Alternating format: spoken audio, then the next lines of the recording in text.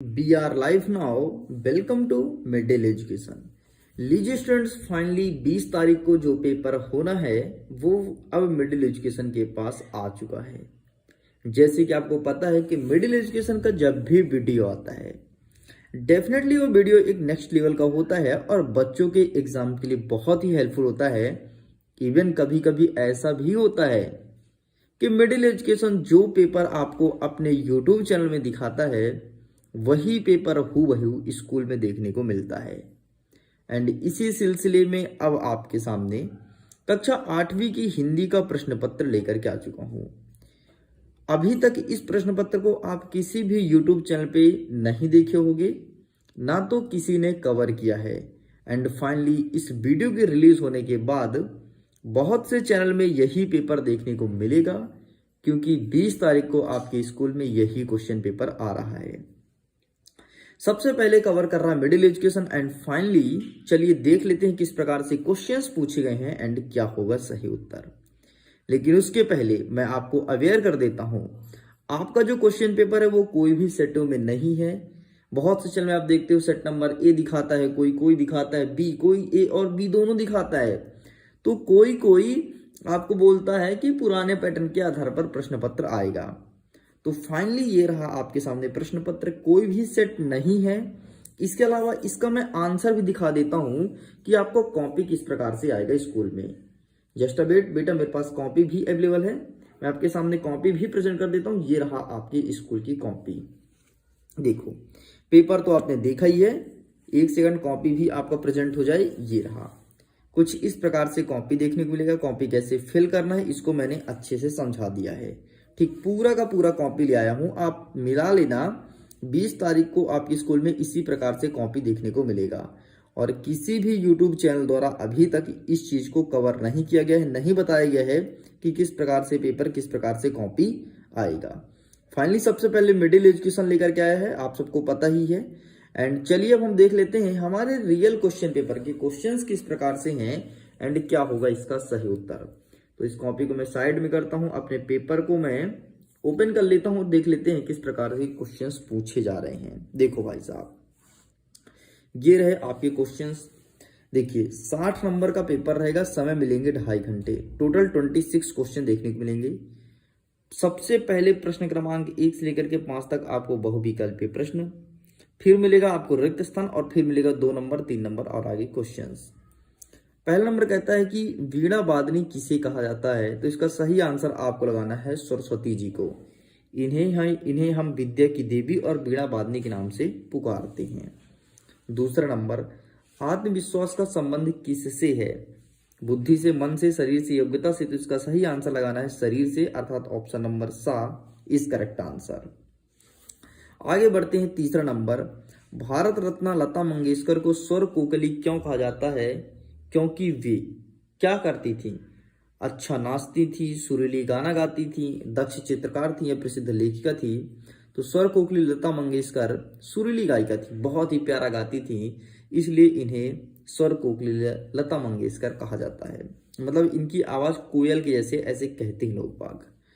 चौथा नंबर कहता है डॉक्टर चंद्रा की इच्छा क्या बनने की थी, चिकित्सक मतलब डॉक्टर, वैज्ञानिक या फिर दार्शनिक और गायक। तो इसका सही आंसर लगाना है ऑप्शन नंबर आ चिकित्सक, उसको डॉक्टर बनने की इच्छा थी, चाहे थी। 5वां नंबर कहता है मुक्त का चंदन घिस मृदंदन कहावत में इस पाठ में किस पर खरी उतरी है, तो इसका सही आंसर लगाना है बी नंबर मुफ्तानंद जी। आपने पाठ में पढ़ा होगा कि मुफ्तानंद जी किसी की भी किताब ला करके, अखबार ला करके मुफ्त में पढ़ते थे और उसे तुरंत रिटर्न कर देते थे, ये करते थे मुफ्तानंद जी। ठीक है, और यही थे एक बार बस के गेट में फंसे थे, याद होगा तो। चलिए अब हमारे रिक्त स्थान क्वेश्चन स्टार्ट होते हैं। 6वां नंबर कहता है विद्या की देवी डैश डैश को कहा जाता है, तो मां सरस्वती को कहा जाता है। यहाँ पर आपको मां सरस्वती लिखना है। 7वां नंबर, लेखक के मित्र डैश डैश देख डर गए, तो वो कुत्ते को देख करके डर गए थे, है ना।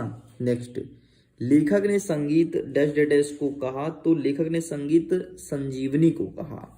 नेक्स्ट, मारो मन अनंत कहाँ सुख पावे, पद के रचयिता कौन है, तो सूरदास जी लिखते हैं। ठीक है, श्री कृष्ण के ऊपर। 10वां नंबर, नर्मदा नदी डैश डैश डैश से निकलती है तो अमरकंटक के पहाड़ी से निकलती है। बस इतना लिख के कंप्लीट करना है। इसका आंसर भी दिखाऊंगा, टेंशन नहीं लेना है बेटा, सब चीज अवेलेबल है। तो ये रहा आपके सामने इसका आंसर, इसका फोटो क्लिक कर सकते हैं। प्रश्न क्रमांक 1 का ये रहा, प्रश्न क्रमांक 2 का उत्तर। साइड करते हैं, आगे स्टार्ट होता है अति लघु उत्तरीय प्रश्न। टोटल 12 नंबर का ये प्रश्न रहेगा भाई साहब, देख सकते हैं। 11वां नंबर कह रहा है कि कवि स्वतंत्र का मंत्र कहां से भरने की बात करता है। तो कवि स्वतंत्र का मंत्र भारत से भरने की बात करता है, ध्यान रखना। नेक्स्ट, मनुष्य के आत्मविश्वासहीन होने का क्या कारण है। तो मनुष्य के आत्मविश्वासहीन होने का नकारात्मक कारण है। नकारात्मक मतलब गलत विचारधारा लाता है मनुष्य, तभी जाकर के आत्मविश्वासहीन बनता है, मतलब स्वयं के अंदर विश्वास नहीं रह जाता है। तीसरा नंबर, रचना के आधार पर वाक्य के प्रकार लिखिए। तो आप सबको पता है कि रचना के आधार पर वाक्य 3 प्रकार के होते हैं, सरल वाक्य, साधारण वाक्य और संयुक्त वाक्य। नेक्स्ट, मुफ्तानंद जी का पान खाने का शौक किससे पूरा होता है। तो मुफ्तानंद जी का पान खाने का शौक जान पहचान वालों की जेब के पैसे से होता है, मतलब दूसरे का पान खाने, मुफ्त का पान खाने में, है ना, कितना मजा आता है, इसे कहते हैं मुफ्तानंद जी। आपके स्कूल में कोई ना कोई स्टूडेंट होगा जो 1 रुपया खर्च नहीं करता, लेकिन अगर दूसरा कोई खिलाता है तुरंत खाता है लपक के, उसे कहते हैं मुफ्तानंद जी। 15 नंबर, रावण ने युद्ध भूमि में आकर क्या घोषणा की थी। तो रावण ने कहा था, सुनो बानर, आप सभी बानर और भालू को हम मसल डालेंगे, हमारी सेनाएं मसल डालेगी, ये घोषणा की थी और युद्ध का डंका बजा दिया था। 16 नंबर, मुफ्तानंद जी के समाचार पत्र के पढ़ने के बारे में क्या विचार था। तो मुफ्तानंद जी चाहते थे कि यार हम क्यों खरीदें, हमें ज्ञान लेना है तो हम दूसरे से मांगे, पढ़े और उसका लौटा दें, ये विचार था मुफ्तानंद जी का। और बात भी सच है, ये चीज़ मैंने खुद अपनी लाइफ में भी आजमाया है और दूसरों को भी देखा है।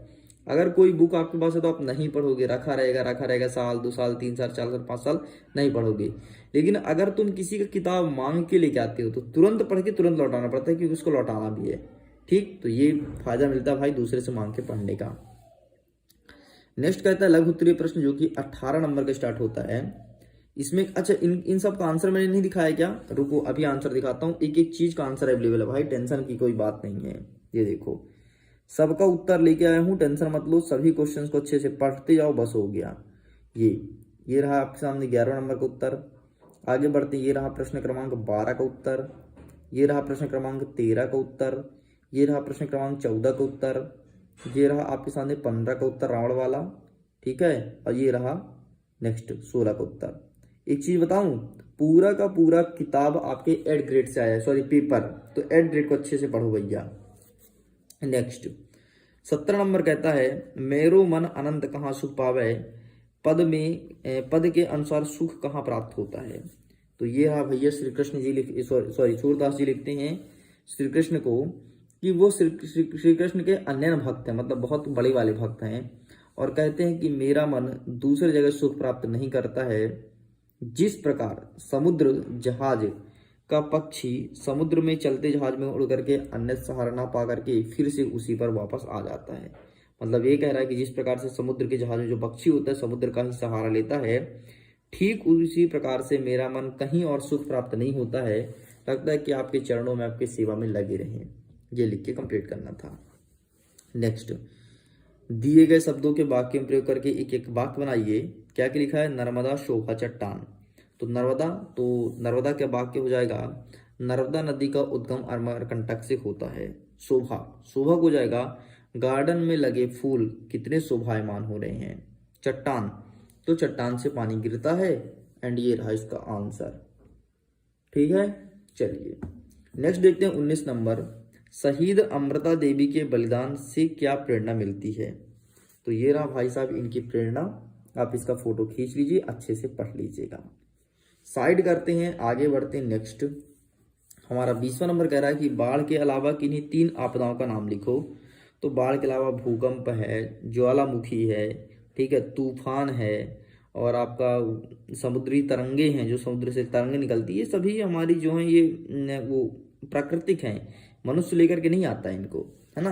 हमारी इतना हिम्मत नहीं कि हम पृथ्वी को पकड़ के हिला दें, हमारी इतना हिम्मत नहीं कि हवा से हम फूंके तो तूफान आ जाए, नहीं है भाई, प्रकृति सब करवाती है। नेक्स्ट आगे देखते हैं, पेड़ की रक्षा हेतु बिश्नोई समाज के कार्यों का वर्णन कीजिए। तो देखो भैया, बिश्नोई समाज पेड़ की बहुत ज्यादा रक्षा करते थे, ठीक है। तो इसका आंसर तुम देख लो यार, हम बाद में डिस्कस करेंगे, सबसे पहले तो आप देख लो, अब पूरा पूरा लिख देना, ठीक है, क्योंकि समय आपके पास कम है, रटना अधिक प्रश्न है, तो आप इसका फोटो क्लिक कर लीजिए। चलिए 22वां नंबर कहता है कि गिरधर की कुंडली लोक व्यवहार कितना उपयोगी है, ये प्रश्न पूछा गया है। तो ये रहा भाई साहब गिरधर की कुंडली वाला उत्तर, तो आप इसका ही फोटो खींच लो, ठीक, इतना लिख करके चले आना है। साइड करते हैं, दीर्घ उत्तरीय प्रश्न स्टार्ट होता है, 20 नंबर का प्रश्न यहां से बनेगा, 4 प्रश्न आएंगे, एक प्रश्न रहेगा 5 नंबर का। 23वां नंबर कहता है यदि मैं सैनिक बन जाऊं, मैं विषय पर अपने विचार निबंध और कविता के रूप में लिखिए। यदि मैं सैनिक बन जाऊं, तो ये रहा आपके सामने आंसर, यदि मैं सैनिक बन जाऊं, फोटो क्लिक कर लो, यही लिख करके चले आना। चलिए आगे देखते हैं 24वां नंबर, श्री राम के धर्म रथ का वर्णन अपने शब्दों में कीजिए। वो एक गाना बना था ना, एक धर्म रथ पे बैठा, एक पाप रथ पे बैठा, दो महारथी संग्राम करते हैं, अंतिम चरण में युद्ध राम रावण करते हैं। उसी धर्म के रथ की बात कर रहा है, उसका वर्णन करना है। तो ये रहा भाई, जिस रथ में शौर्य और धर्म रूपी पहिए लगे होते हैं, सत्य और कील की मजबूती ध्वज और पताका से जिस रथ को सजाया गया है, बल विवेक दम और इशारों की भलाई करने वाले भावना के घोड़े को छतम कृपा और समानता की रस्सी से जोता गया है, उस रथ से विजय प्राप्त होती है, ये लिखना है ना। रथ का भी बहुत बड़ा योगदान था भैया, नहीं तो रावण बहुत बड़ा पहलवान व्यक्ति था, पहलवान मतलब बहुत बहुत बड़ा बाला भक्त था, वो जो चाहता तो कर लेता, लेकिन रथ में भी ताकत थी, क्योंकि भगवान का रथ था इसलिए। 25 नंबर कहता है बाढ़ पीड़ित की कोई 5 समस्या बताइए। तो सबसे पहले जब किसी क्षेत्र में बाढ़ आता है तो वहां पर लोगों को खाने की कमी होती है, तो पहला हुआ खाने की कमी। फिर देखोगे यार बाढ़ आ गया, पूरा पानी भर के सभी की लाइट कट गया, तो विद्युत काट दी जाती है। नेक्स्ट देखते होगे कि बाढ़ आ गई तो बहुत सारे लोग डूबते भी हैं, तो डूबते डॉक्टर के पास ले आते हैं, तो चिकित्सक सुविधा समाप्त हो जाता है। नेक्स्ट देखते होगे कि पशु जो मवेशी होते बेचारे वो बह जाते हैं, तो उनका भी नुकसान होता है। प्लस अंतिम पॉइंट फसल की नुकसान होती है। ये रहा आपके 5 पॉइंट। आगे अंतिम प्रश्न 26वां नंबर, महर्षि परशुराम जी द्वारा सामाजिक उत्थान के लिए किए कार्यों का उल्लेख करना है ना, कि किस प्रकार से महर्षि परशुराम समाज के लिए कार्य किए थे, और ये रहा इसका आंसर, ठीक। तो इसका फोटो खींच लो। तो इस प्रकार से स्टूडेंट्स पूरा पेपर दिखा दिया हूं आपकी कक्षा 8वीं की हिंदी का।